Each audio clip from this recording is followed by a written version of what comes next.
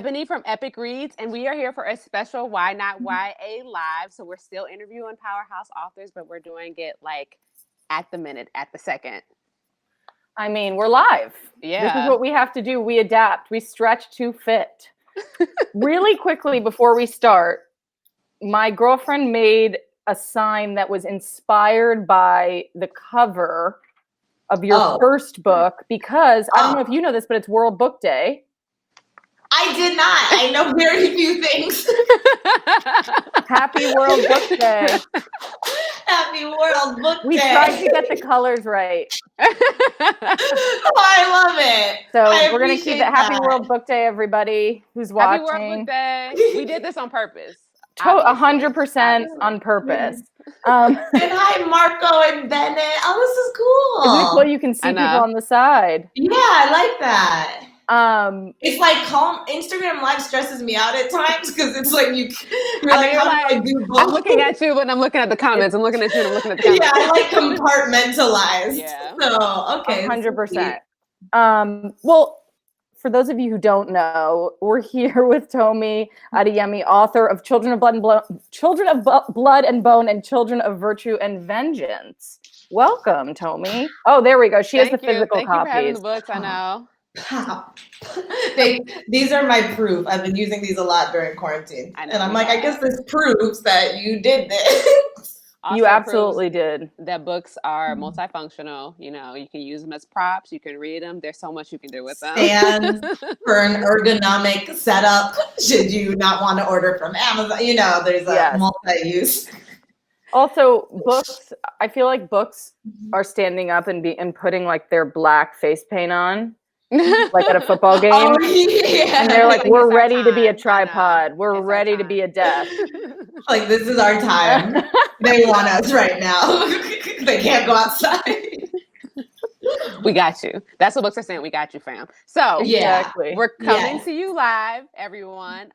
We want to make sure to use this opportunity to get any questions that you have out of the way. So make sure in the comments you drop your notes and your questions, and we'll get to them towards the end. So before I start, I have to give a shout out to ModCloth. So we're doing this partnership with ModCloth. They are providing us with some athleisure while we are doing a Why Not YA Live. Do I get some?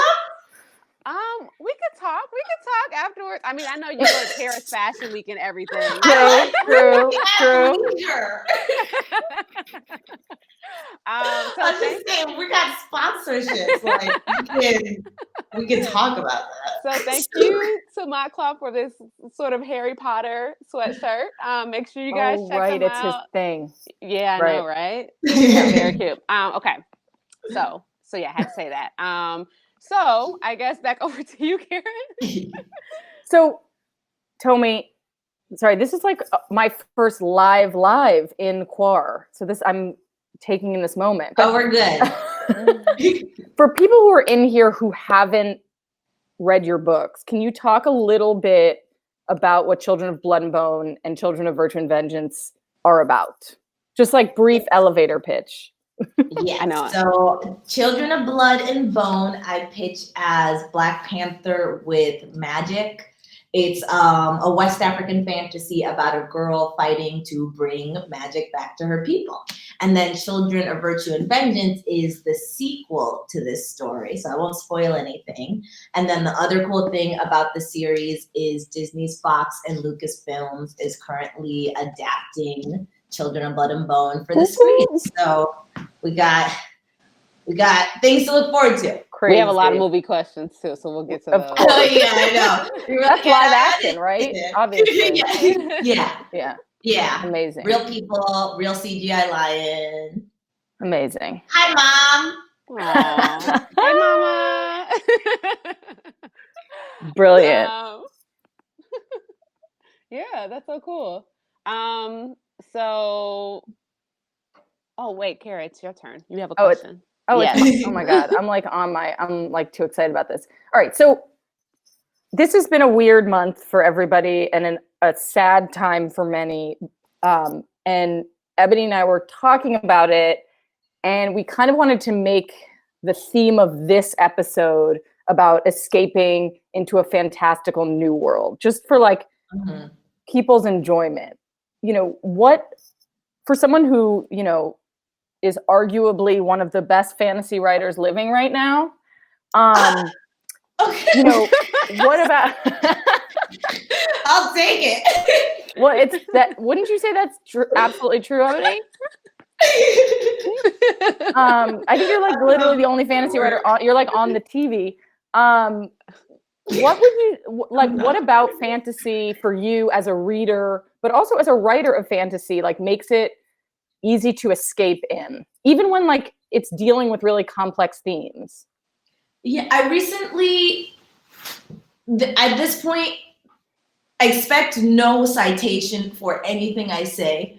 Not true, but between books and YouTube and like social media and the internet and like Reddit threads, I don't know where I learn anything anymore. But this was a book and it was about story.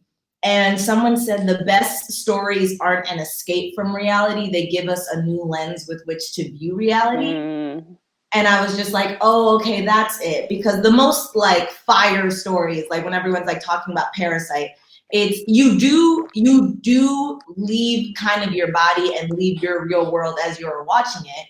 But the reason it hits so hard is because it is saying something so like bleakly honest about the real, so it's like even though these things escape, they're still related, because if it was full escape, then we would be, our like most popular entertainment would be like 3D abstract shapes and right. We're like, I'm really out of it. Yeah, VR probably would have popped off long ago if that was and like we like it, but so much of VR, at least the things that are more commercial right now, aren't like escape from humanity as we know it. It's like just escape deeper into a story that we really like, or a game that we really like. So I think it's, for me personally, I've been rewatching the Harry Potter movies and the Star Wars movies as like my happy time during this quarantine. And I hadn't rewatched the Harry Potter movies since they originally came out like 10 years ago.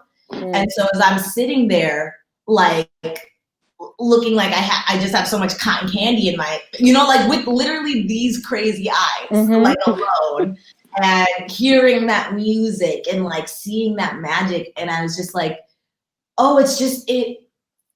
I think it's because it's a break without like numbing, if that makes sense. Totally. Like I'm conscious of like, okay, I'm gonna binge watch 4 episodes of Gossip Girl because I'm really sad right now. And I need to just focus on Jenny Humphrey's descent and not the real world. And then there's it's like, and I'm like, how did I believe this scenario 10 years ago? And then with things like Harry Potter, it's just like, oh, here's just a safe space for my heart and mind and imagination. And it's like, I think with stories, you give someone else the reins. It's sort of like you take the wheel, or it's kind of like for me when you're in the airport with someone more responsible than you. And you're like, I'll just follow you. You hold my passport, can't lose it. You have, like it's sort of that like, okay, I'm just going to sit back and I'm not going to worry about 100 different things, or how scared I am to leave my house, or how like empathetically traumatized I am by what I'm reading in this news article. I'm just gonna follow Harry's adventure, or like, I'm just gonna follow Zaylee's adventure, and they're both gonna go through some real bad things. But you feel safe in the hands of the author, and then like mean authors like me break that safety. But that's a whole other story. So I think that's a great answer, and absolutely true. Absolutely true. And I think it is a really good segue talking about, I'm glad that you brought up lens, because we were talking about how there are so many themes in Virtue and Vengeance that are really important right now, particularly this concept of hate, and how there's so many things from the characters happening that are driven by hate, like the hate of the magic, Zaylee and like her love-hate relationship for Aiden. Like there's so many things there that you can really sort of pull out. And essentially how like hate can be a virus, it can really bring out the worst in people who have the best intentions. So, like, what compelled you to sort of bring that into Children of Virtue and Vengeance? I think it's funny. It's always funny when people talk to you about the book and you're like, yeah, I'm really similar to the character. And they're like, oh yeah, she has like a lot of rage. So for me, it's like,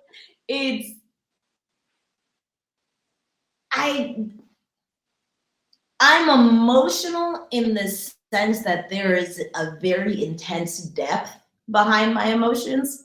So if I am happy, it's like euphoria.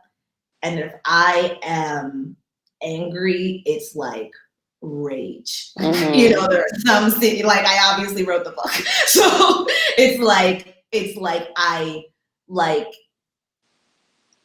can't even put the right words around it. It's just like I feel emotions very deeply, but I don't react emotionally. On the opposite end, I don't know how much of it is like thinking so much about books and plotting and like character arcs.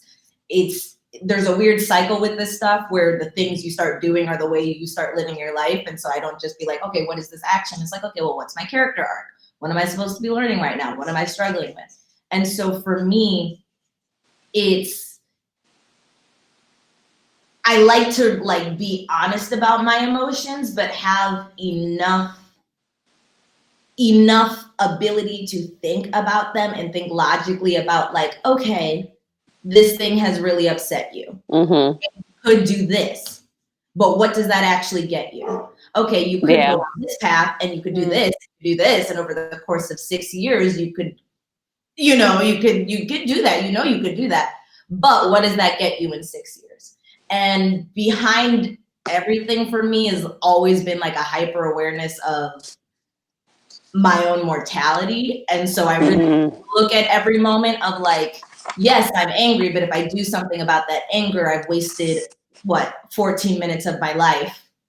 And like I could have had graham crackers. I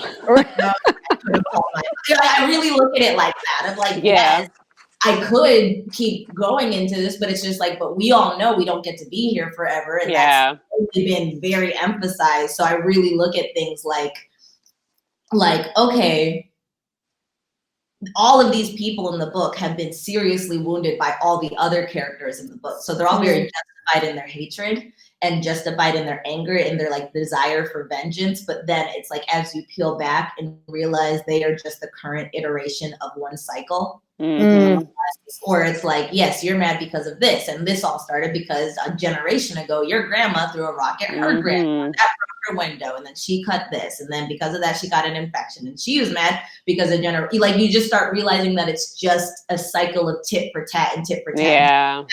Therefore, it becomes not about justice or what is deserved, but more about, okay, well, do we want to keep doing this until there's not one of us left? Or do I want to use what life and agency I have to remove myself from this cycle, knowing I still owe you a punch, knowing I still by the social and moral and ethical code owe you a punch in the face, but I can remove myself from that. And instead of trying to fight you and going deeper and deeper into all that negativity, go to things that ultimately serve me. Because it's not getting revenge doesn't serve, but it's just like you could also use all that energy and effort to build the thing you want to build. Or if it's like this place is, if it's Orisha's toxic, you could use that energy and effort to leave her. It's like, I just realized it's all a choice. And so it becomes,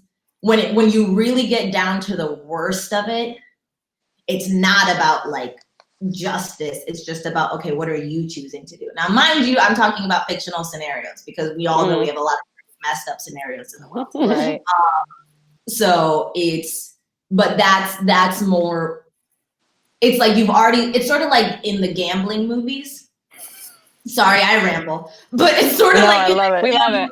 Movies where like, I'm thinking of Molly's Game, where Jessica Chastain is like watching this guy who's already lost 500,000 and in one night, and instead of him walking away, which she encourages him to do, instead of like only losing 500,000, it's like so desperate that's like, now I'm going to lose 1 million. And it's like, I only lost it. Like, it's like you've lost. Essentially, you've already bleeping lost. And it's you who decides whether you lose 500,000 or lose 1 million. Definitely worse. Right. But a lot of times we choose to lose 1 million in hopes of reclaiming. It's like a lot of times I'm like, you just lost. You just got to accept you lost. And some days you're going to win and some days you're going to lose. So I guess kind of like a follow-up to what Ebony was saying is like, do you think that as someone who wrote the characters, like, do you think that they come to terms with hatred that they have inside them, or like, and if so, like how, how do they come to terms with that? Or is that something that you're saving? Like, are you? If I think, and this will be, I'll always give like a spoiler alert if you haven't read book 2. So if you haven't read book 2, this is the moment where you go and like water a plant or like take a break. So this is full spoiler alert. I think for Amari, she sort of, Amari's book 2 journey is discovering where the bottom is. In terms of, you can always rationalize some action.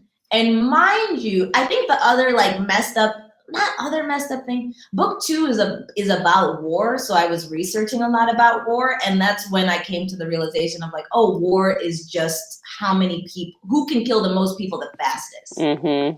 That where you're like, that's the game. Those are the rules of the game.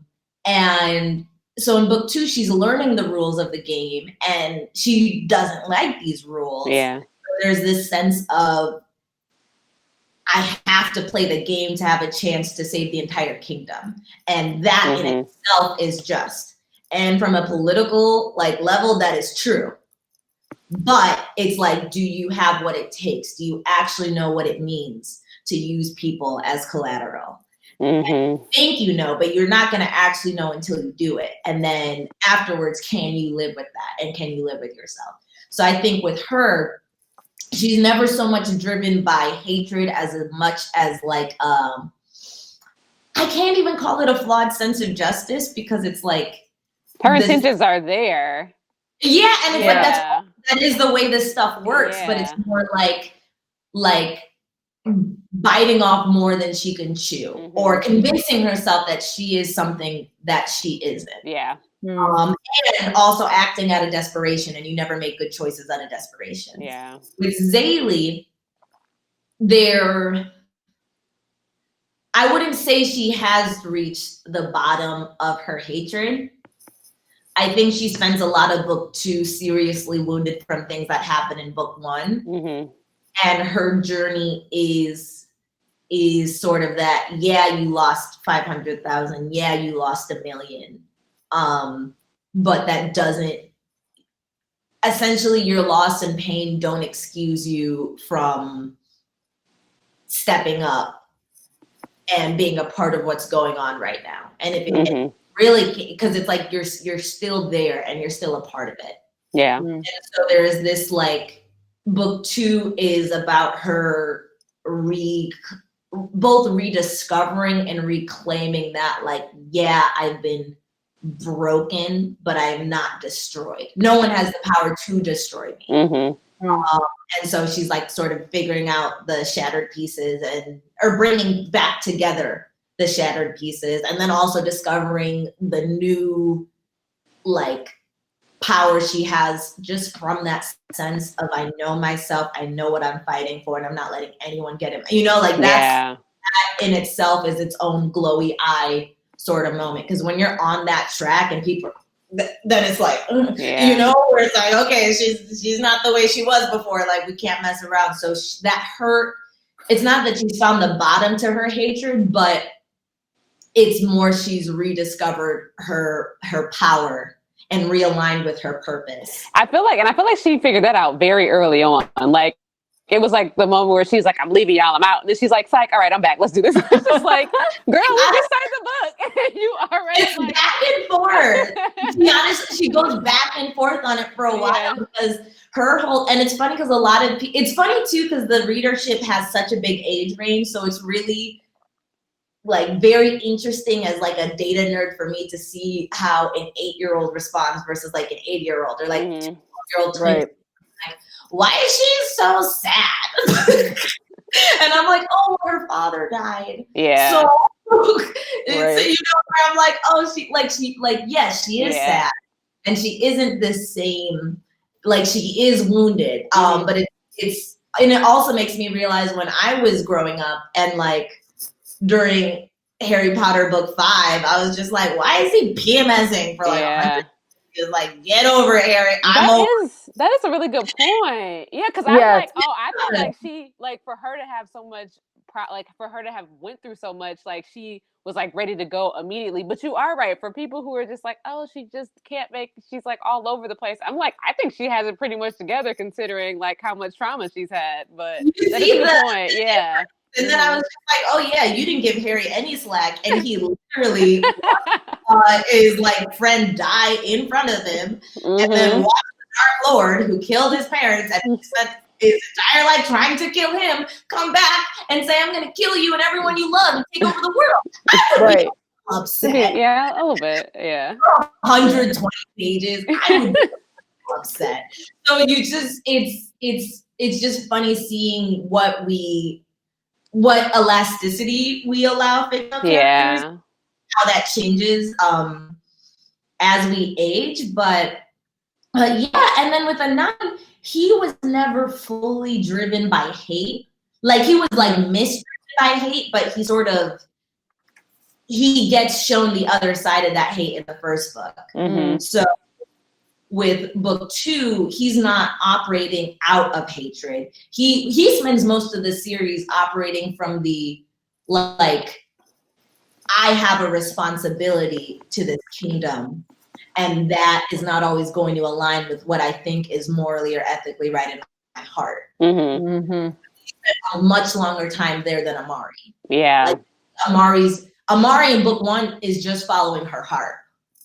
Amari in 2 is starting to realize it's not always about your heart and it's not always rainbows and daisies when your enemy is willing to eliminate anyone and anything that gets in their way. Yeah. So yeah, That makes sense. Yeah, no, absolutely. I think it's so interesting what you said about, you know, sort of as readers, like the leeway that we give characters given what sort of period in our own lives we're in. And I think when you're younger, you're like, give me plot. You're like, I need plot. And you sort of don't really care for the character. I mean, you just don't allow your characters to have as much emotional depth because you haven't lived few references in your own life. Yeah, right, exactly. And as we get older, it's so true, just in terms of characters that you look at. And that's why I love talking to adults about YA, because like you look at the characters that we knew as children and we're like, holy how did they live? Yeah. True. How did Harry go through what he went through? Like Harry's life was crazy. For how old was he? And so no, it's such a good point, just in terms of at different ages, you know, sort of how we experience character. It's so true. Yeah. And I think too, it's also like life, because then it really, I think age, I would say age in the sense that every year you statistically have been given more opportunity to have more life experiences. Because I would also say I have very young readers who have unfortunately had a lot of life. Exactly. Yeah. In a very short amount of time.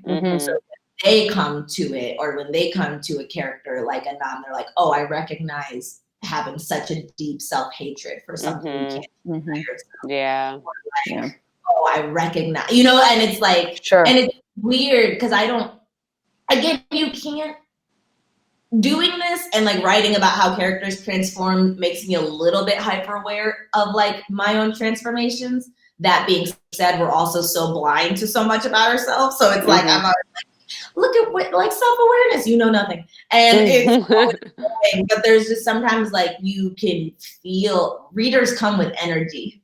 They come with like a vibe. And I don't mean like you're blue. I just mean like sometimes like someone comes and then you could just feel that, okay, you're going through a lot or you've been through a lot. And so your experience reading this is not the same as the person before you or the person after you. But I also think that's just the magical thing about art is that one thing that is fixed, it is black and white, it is objectively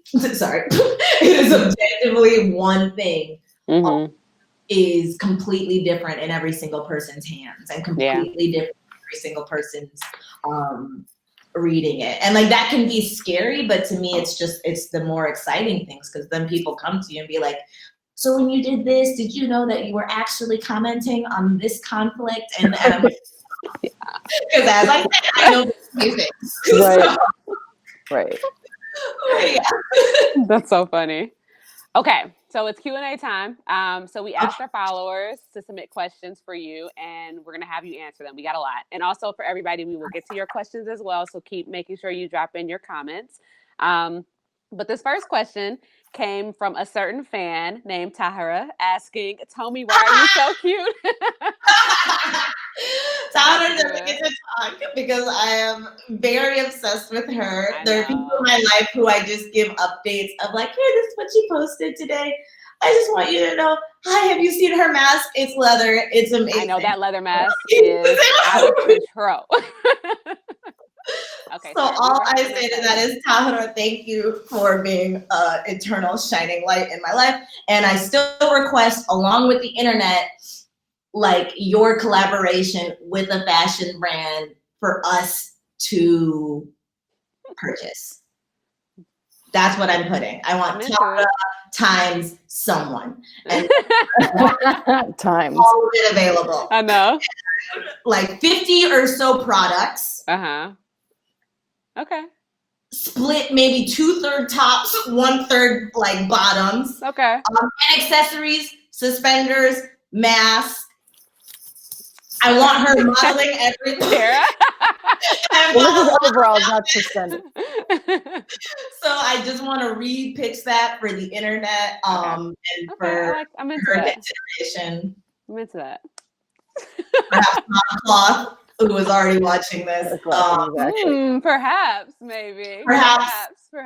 Okay, so we're gonna cut it there because perhaps. Okay, so now that we've gotten that out of the way, we had to have our fest. Two-part question. Rimade asks, how do you go about researching both books? And Awesome Takeo asks, how do you choose the type of magic that would exist? Or how did you choose the type of magic that would exist? Okay, so research, there's no fixed thing because I research anything that I need answers on. So if I need to picture a scene, then I will like go on Pinterest and research settings. If I need to understand more about someone, how someone would make a decision to like take an act in a war that would also cause collateral damage to civilian life, I'll read think pieces and like first person point of views on the people who order drone strikes or have to carry them out. Okay. If I need to know about the Orisha, then that's a mix of online, that's a mix of interviews, that's a mix of sensitivity readers, that's a mix of books. So I research everything, and I research emotion a lot, because I think I mentioned like I have a lot of emotion, but like a lot of it comes from me just like when we're even thinking about what we're going on right now, the moments that like paralyze me aren't so much, it's not the number, it's the imagining of the actual act. You know, it is the imagining losing, it is the imagining and like I've had my own circle of people I care about like have ups and downs through this. And so there's some of it which is like, oh, I know, because when that happened, I felt awful. But then there's just some stories of like, my entire job is, oh, what would it be like to fight for a sunstone? Oh, what would it be like to watch my father like killed that way in front of me? What would it be like So I would say that's maybe I don't want to say unique. I just know that's one thing I do specifically. And because of the internet, there is so much on that. Like Jubilee videos and, I'm always fascinated with like, what is your reality and how does it make you think and how does it affect you emotionally and what do you feel? And so I would say I maybe spend an unusual amount of time there, but that's also because it's the most interesting to me. I don't like something that's a fact. It's like, if it's a fact, just tell me. But if it's like, how does someone think and react? It's like psychological and emotional. And then I'm like, I've never thought of that before, like emotional research. Yeah, that's really like good. Build empathy. That's really interesting. Yeah. Just in terms of like, even being able to research that online, like other people's emotional responses to things. Sorry. No, go. No, I think it's as a slither claw, like everything to me is data. Everything to me is data. And so even the way an 8-year-old asks, why is Zaylee so sad in this book? To me, that's data. So I think it's because I look at every human as an experiment to how to be alive. Yeah. And therefore every choice is like, there's that. So when life is viewed that way, then every interview, every like scandal, every even like, oh my God, this is the YouTube drama. What does it say that this is the YouTube drama? Is there merit to it? Are we just fascinated by the aspect of, it's like, totally. It's even with like The Bachelor or like 200. I'm like, okay, what is society that we love this? And when I say we, I mean we. I was like, Hunger Games, this is ethically not okay. Right. And you're highly entertained. So it's sort of like everything is like, why? Yeah. I was just about to say, I'm always fascinated by mothers who are in the grocery store and they have like their 3-year-old. And it's like, but why? But why? But why? And I'm just like, how are you going to answer those questions? Like, I am fascinated by like, what are you going to say next? I'd be like, look, I don't know anymore. But I feel like, Tomi, that's you. You're just like, I'm always asking, but why? But why? Yeah. And it's like, I will say maybe to the annoyance of others, but I think it is because it's the Elon Musk talked about it in an interview. He called it like first principles thinking, because people are like, how do you invent the Tesla?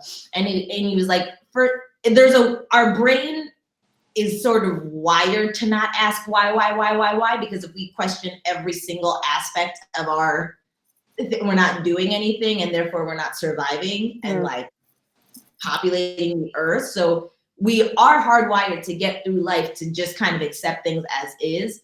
But he said like first principles thinking is like there used to just be horses. And so if you accepted that a horse was the only way to get around, then it's a car. So I think it's important like professionally, but it's also so important internally. Like I'm trying to constantly check myself and make sure the reason that, and it's also because things change. Exactly. And it's weird about that. Like you don't feel weird about not wearing a pair of jeans that you wore when you were 11. Right. Because I changed. But if it's about like cutting off a friend at 15 that is no longer a good friend to you, you're like, well, I met them a couple years. You're like, well, I had these jeans when I was 2. Yeah. Right. Yeah. So, you just start, like, when you really start peeling things back, you're like, we make so many decisions on autopilot. And I think I'm hyper aware of it because within the whirlwind of this book journey, like, the moments when it's been the worst for me is when I was on autopilot or when I was not just really thinking, like, part of it was because I had to write them so quickly. So there was just like, okay, you just got to keep going. But it was just like, I've seen a huge difference when I just sort of stop and ask, but why to everything and make sure I'm serving a good and positive purpose in my life versus we're just going to go because that's how it is. So I I think all of it sort of just carries into itself. I want to say something else, but I want to get in people's questions. So look up the economic theory of the adjacent possible. That's all I'm going to say. You can look it up later. I'm just putting it out there because it's an interesting in terms of thinking of first principles and also in terms of telling story. Where, like, if this, then that, then this could possibly happen. And if you don't, so it's really the adjacent possible. I'm looking it up too. But I want to get to Stridum Laura's question because I think it's a very specific question and a good one that I'm sure everybody in this chat wants to hear the answer to. If you could be a magi, is it magi? Yeah, right? Yeah. If you could be a magi, which type would you be? She asked. So I made the like Magi Clan sorting hat quiz. Spent literally 7 hours on it, and I tested and I like used data because again, I'm like it's fandom and it's psychology and it's sorting and like compartmentalizing. So that's how I have fun. And I took it, and then I was like, oh, of course you're a Reaper because you're just. Zaylee is like the most impulsive and like badass version of myself, but the personality is pretty similar. Well, that's okay. Yeah. So that was the next question from another person named Rebecca Gatzlaff was like, are there any characters based on yourself specifically? I would say every character has a different aspect of myself. So, and it's changed from book to book. So Zaylee is always the closest to my personality and to my desires. She's me without impulse control. Okay. Because without an id. Yeah. Without super ego. Of me like hitting people with sticks. Right. But that doesn't mean haven't thought about it. Of like so Zaylee just goes. Yeah. Tomi realizes, like puts that down and then plots. And personality wise, pretty similar. Amari, I would say her character arc in book 1 was similar to my character arc as I was like writing book 1. In terms of realizing that she had the power to like change things that she was unhappy about. But Zaylee's character arc in book 2 was similar to my character arc in book 2 while I was writing it. But yeah, I think so those characters are the easiest to see, but everyone has a piece of me or a piece of someone I love. Yeah. That makes sense. It does. So whether I get the way you look at the world because you're not encumbered. I guess I kind of try and Rubik's Cube myself and be like, okay, you're the orange side, you're the blue side, you're the green side, you're the yellow side, you're the red side. And like in reality, it's like, okay, I'm constantly flipping through all these sides, but a character gets to just be one side. Right. Yeah.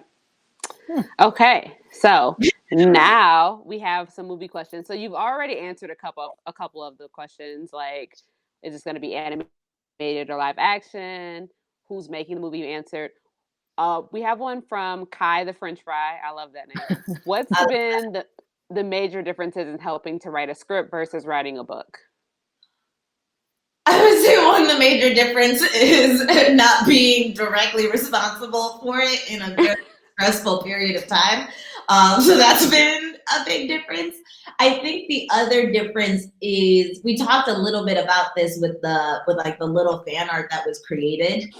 Yeah. For this, like, is that still like crazy or how do you feel? And for me, it's like that, but with other writers, because when someone is describing your story, I don't get to enjoy my story because I don't read my book and go, nice. I'll go, oh, not bad. Or like, oh, that sentence is trash. Every edition, you know, like that's how I experience my book. So because I'm really hard on myself when I'm writing it because there's let me try and make it as best as I can, but also let me never be satisfied with it.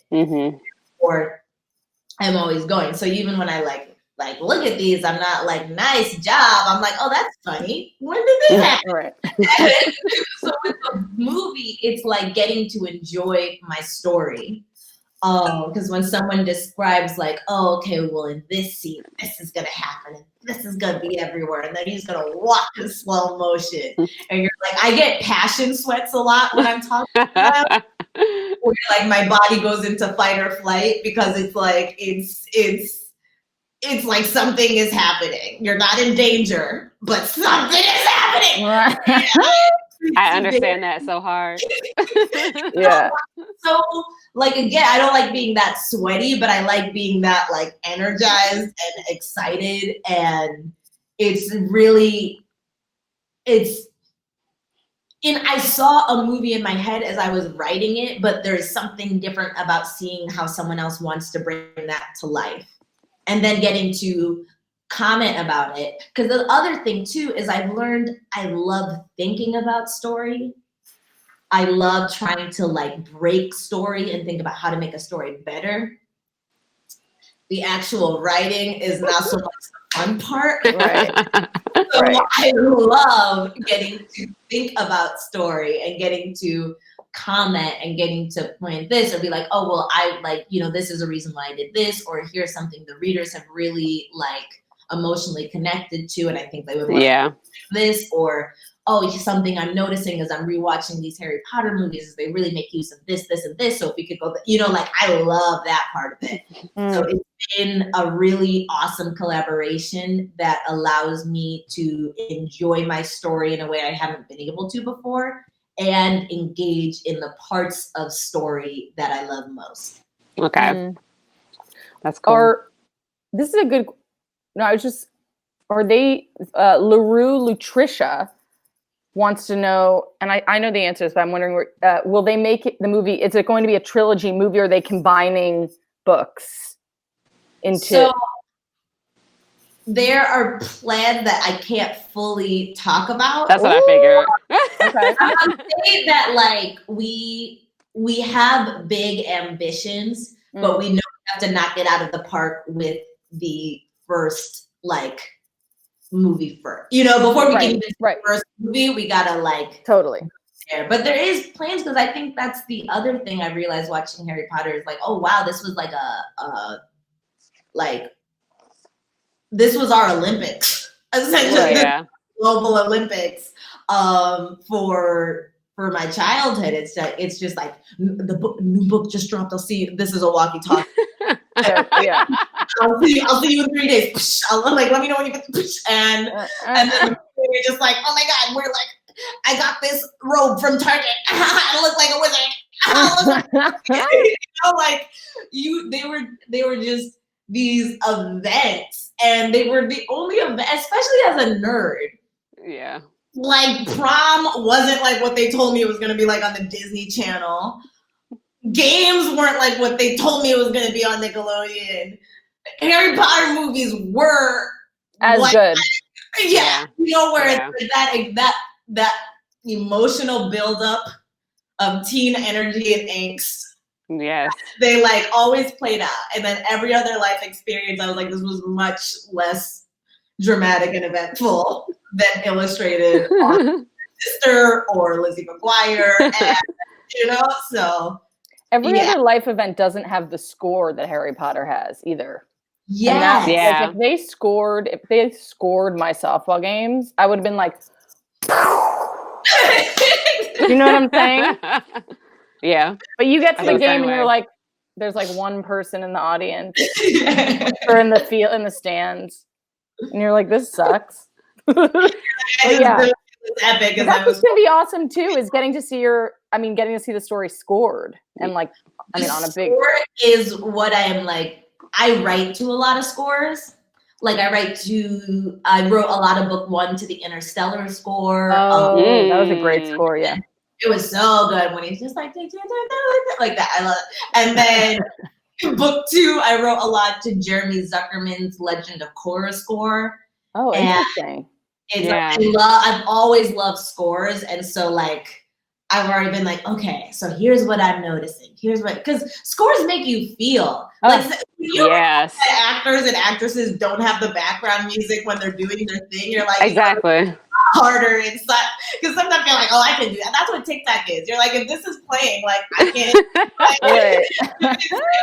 The one hand, I'm into it. Bougie, I messed it up already.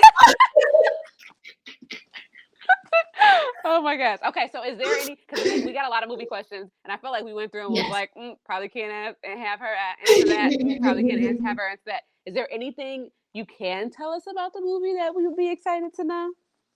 I can say that we have been very active in this recent period. I can say, and this is what I mean when I talk about like data. Like for me, like a little like initial excitement is whatever. Anything can be. This scrunchie is exciting right now. Is it going to be exciting in 4 minutes? No. Right. So from like, I guess it's been 3 or 4 years now, there has been such passion and such intention. And the fact that there are already so many incredible Nigerian creatives to the actual development of this, it's like that again, I don't get covered in passion sweats normally.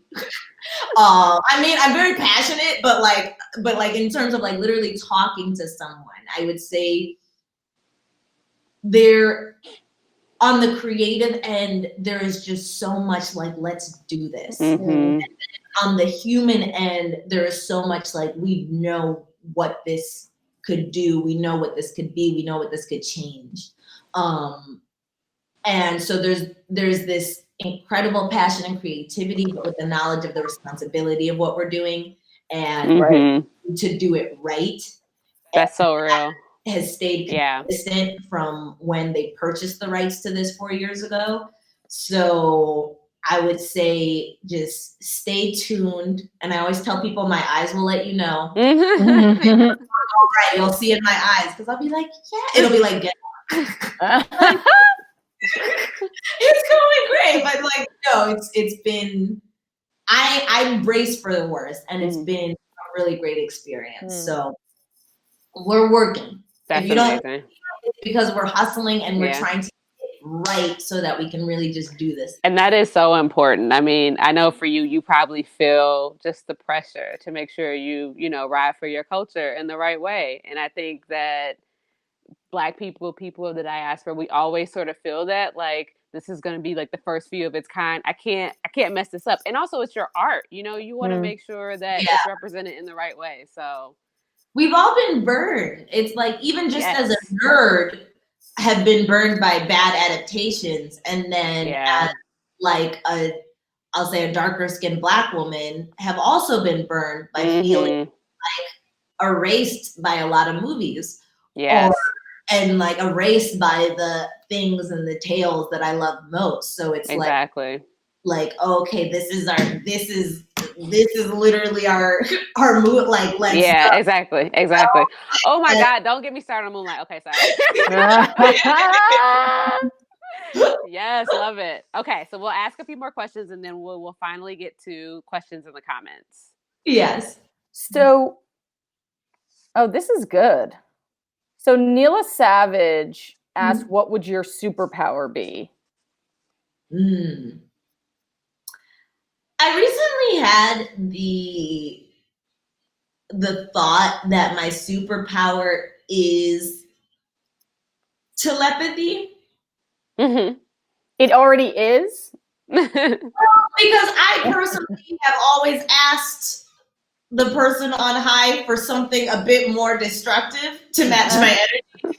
But for good reason, that has not been granted. But I'm just like, okay, well, you think about something and you think about something. Oh, and true. And then you'll do this and they think about something. And now this, and then one day I get to hold up a DVD. So I'm like, it's some mix of telepathy and manifestation.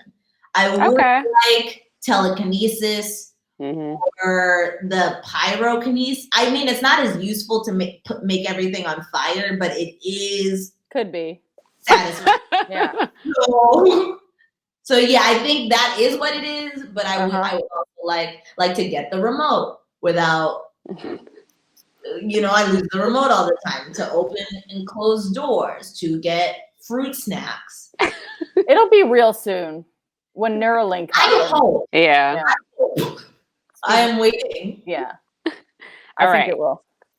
Asa2 Rated asks, I love the elders. Where does the inspiration come from when you wrote about them?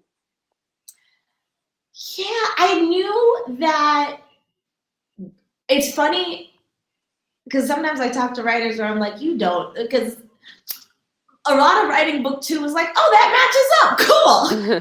Because the whole publishing process is like, you can't necessarily spend years and years mapping out a series only to have it rejected. You kind of do have to play it by ear, and then the publication process for this series was then so accelerated too. So there was a lot of like time that I thought I was going to get to Ravenclaw, like this and this and this, and then in book 3, always. And then I was like, oh, nope, we're literally doing this date. When people be like, when's book 2? I was like, we're both wondering, we're both on this adventure. Isn't that fun? So there's a lot that like, where it like was where the inspiration started in book 2, but really melded well with book 1. But for the elders, I'd known that there were clans. I think someone asked too that I forgot to answer, which clans. How did I know which magic and which? Oh, yes. Went from the Orisha pantheon, and the Orisha are like, I would say, think of the position that like saints operate, in the sense that there is one deity. So the Orisha are multiple gods and goddesses. It's just a little easier to interpret them that way. So they are more just these more divine beings.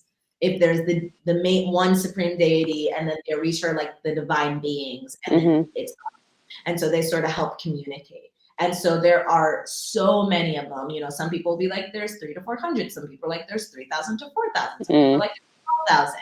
But they all represent a collective of things. And so I chose ones that I was gravitating towards, but then ones that I also thought that I could pull from one thing they represented. So someone like Yamoja, oceans and seas and water, that's very easy to create sort of an elemental clan power from.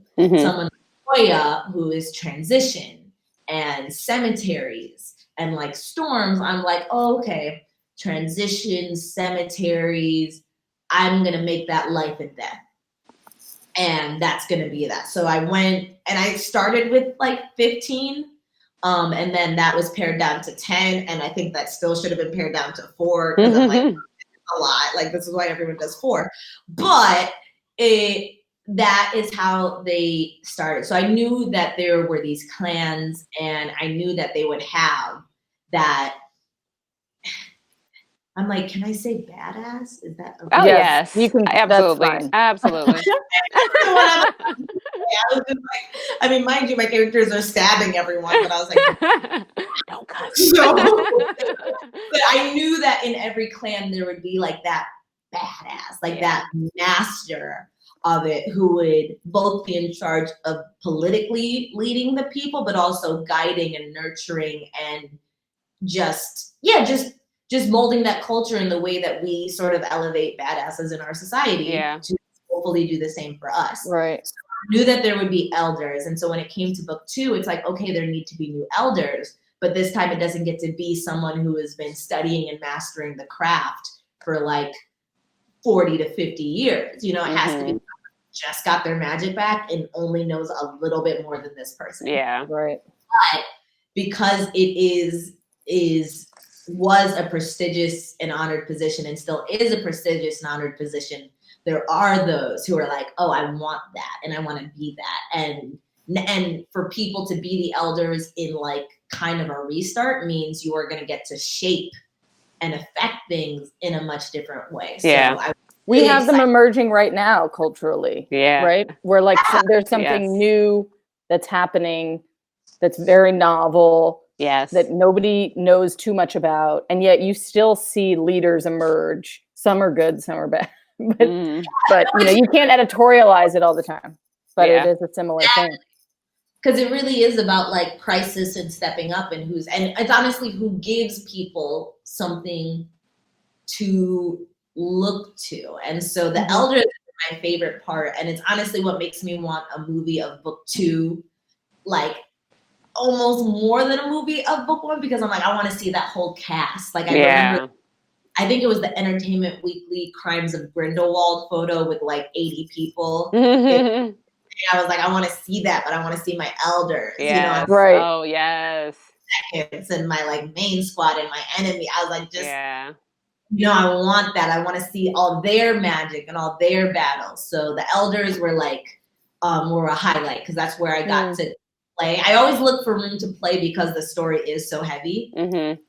That's a good question. Okay, so speaking of questions, we should get to some of the questions in the live. So I just want to say something that Julie, because Julie's been here from the beginning, and I love when teachers are in the live. Really quick, she said, it was so enlightening to teach my students about the Orisha. They're seniors, so they know enough about Greek, Roman, Nordic gods. Guess what, kids? There are so many other cultures out there to learn about, and they were blown away. That was just a cool comment. I like that. Yes, yeah, it is. And it looks like she's a Syracuse fan, from what I can tell, and I went to Syracuse, so hey. Okay, so let's get to a question. Yes. I think it's gonna pop up. One popped up. Someone's gonna pop up a new. Oh, there we go. Ooh, okay. That's a good question. Yeah. If I write in other, well, not if I write in other genres. I'm Nigerian. I got plans. So I would like to write in sci-fi. I have a unique relationship with sci-fi, and so I'd like to sort of explore that. I love animation. I'm really passionate about animation. And I also love live action TV. So for me, when I look to the future beyond this series, it's on that landscape of like, not just books and genres, but like, okay, what types of stories do you want to tell, and what types of mediums do you want to tell them in? So does that mean you're writing a TV show? I will not confirm or deny. Those eyes got really big. Oh my gosh. Okay. Do we have another? I think we have another question.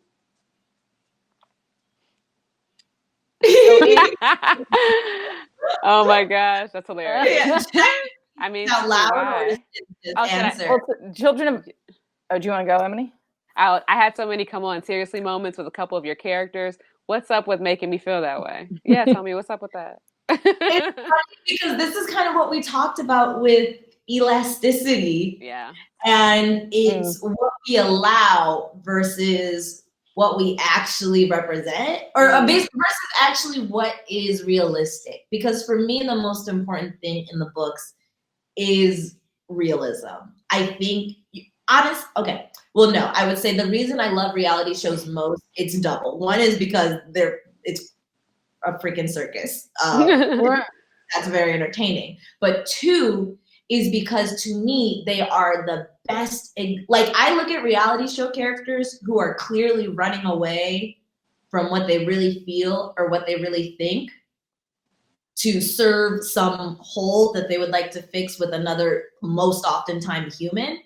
And it is so blatant that for us, we can mock it, but I always have to go, okay, where are you doing that? You know, times where I watch like a reality romance dating show and I'm like, oh my gosh, that's trash, but there's something in there that is very familiar. Totally. You going to, it's sort of, you have to confront it. So when I look at the characters,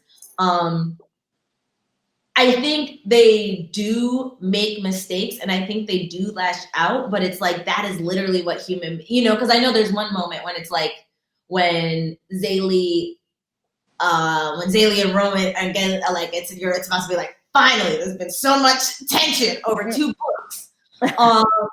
And she gets triggered and like lashes out at him really cruelly. And I know whenever I see that in something, I like hate it because I'm like, why?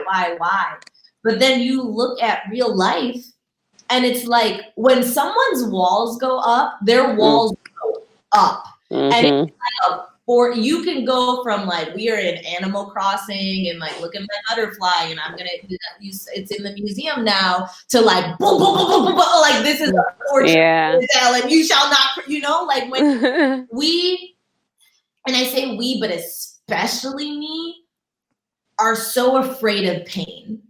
That's also what I had to get through writing book 2 and be like, oh, that's Zaylee's problem. All her decisions are not made based off what's best. It's made based off of, I think this will avoid more pain. And that's often more realistic than anything else. Yeah. This is my Animal Crossing character, everybody.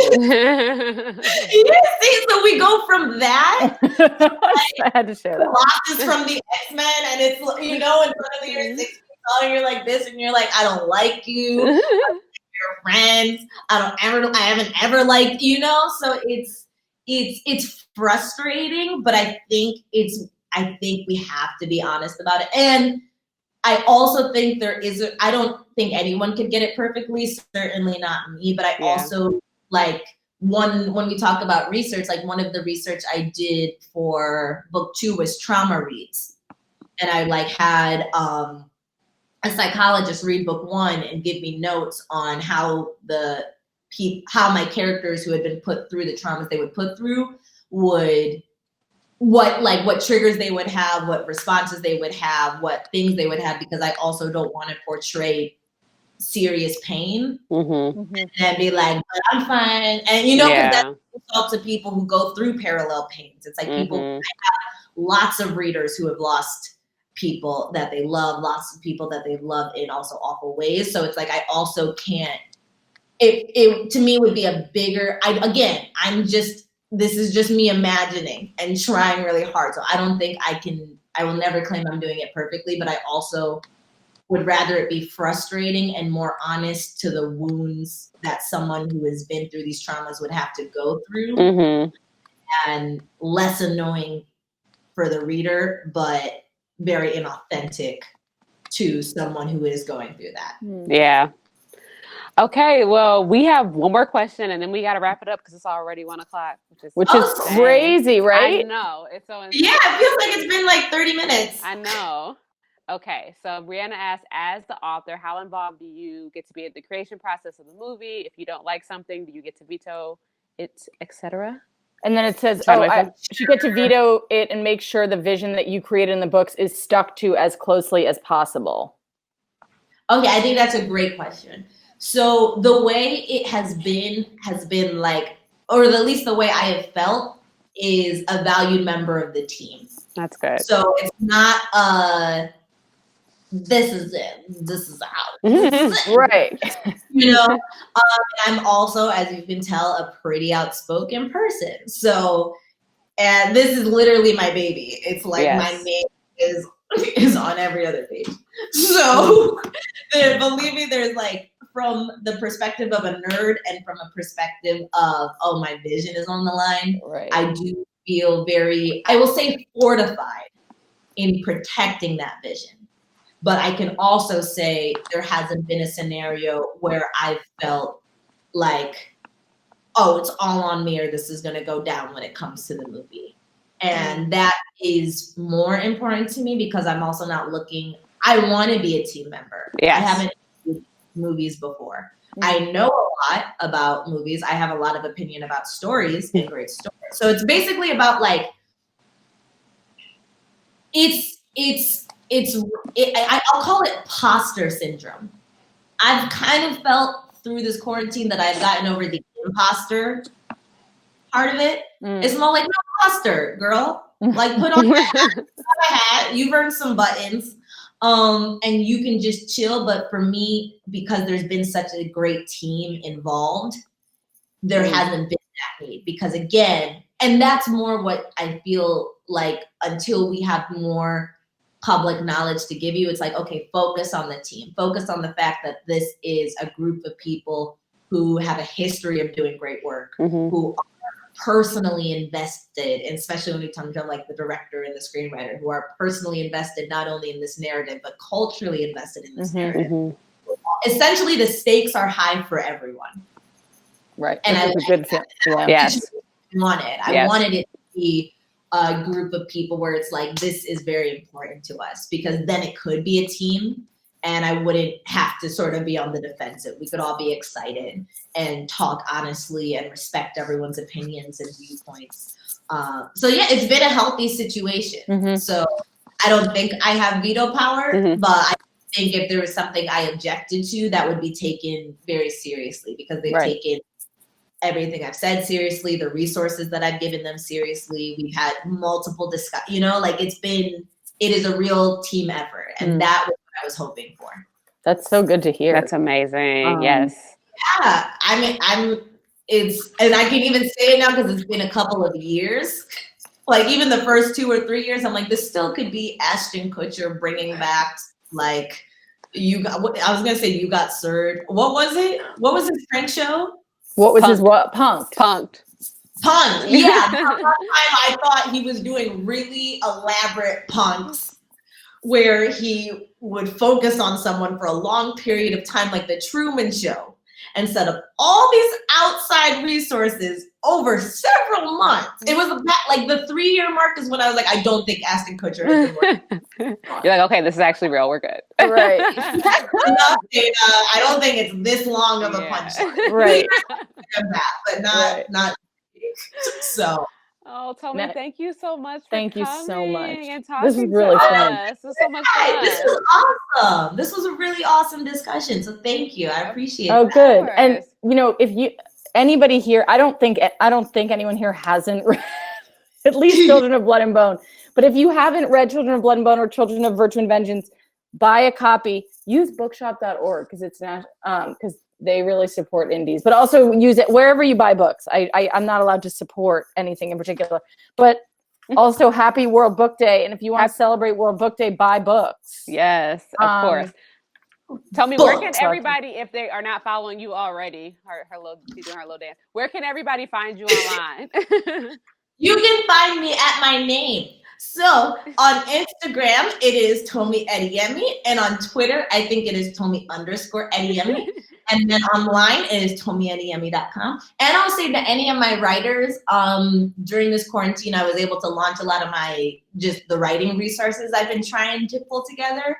So if you go to the Writer's Roadmap on Instagram or the writersroadmap.net, you could just get, essentially, I feel very passionate about helping aspiring authors learn the stuff they need to learn. So we do inspirational quotes, we do exercises, we do tips, and that's something we're building. So for any of my writers, I would direct you there for more discussions and like writing specific content. That's wonderful.